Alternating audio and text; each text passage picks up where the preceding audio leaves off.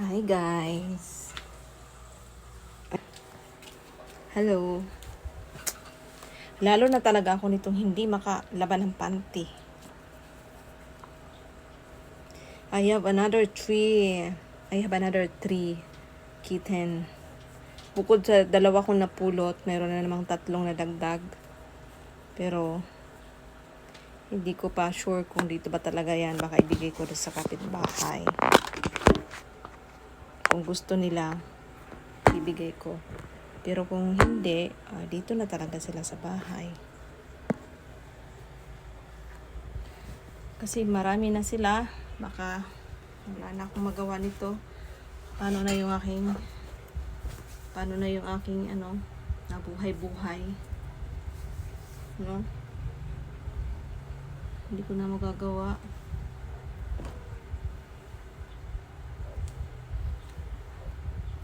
May dalawa ay tatlong dumagdag. Kaya ko naman. Kasi hindi naman sila sa akin dedede. Wala naman akong gatas. Pero, baby pa sila masyado. Need nila ng yung talagang nanay nila. Kawawa kasi rin.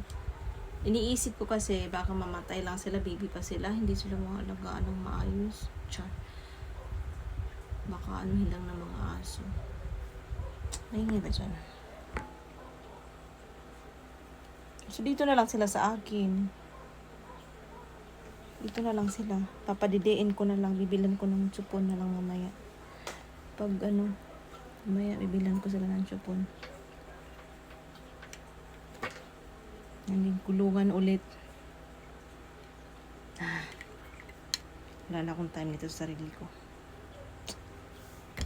Tingnan nga natin kung anong ginagawa doon sa labas. Baka kinain na ni Aston.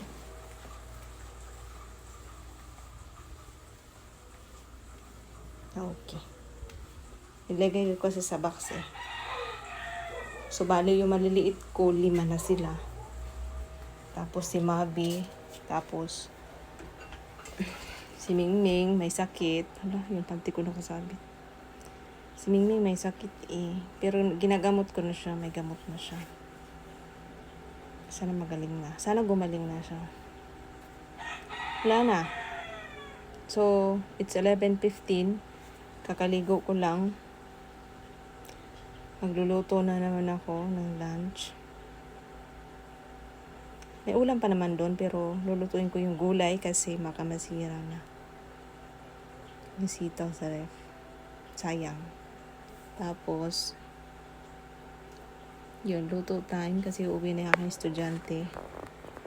Baka masabi na wala na akong naluto na pagkain. Yun lang. Lalo na talaga ako nito magiging hectic sa aking schedule. Sure. Akala mo naman talaga magpapadede na walang oras. But sana mabuhay sila. Sana hindi magkasakit-sakit. No? Sana okay lang sila. Papakainin ko naman. Papadidiin ko naman. Gusto ko lang. Kawawa kasi. Kasi pag pinabayaan ko rin, dito lang sila sa labas, di dadami, and then magugutom lang sila. At least pag dito sila sa bahay, masasanay sila kay Aston. Kasi yung mga aso dito, nga, galit sa mga pusa, hinahabol nila, pinapatay nila. Ilang update lang.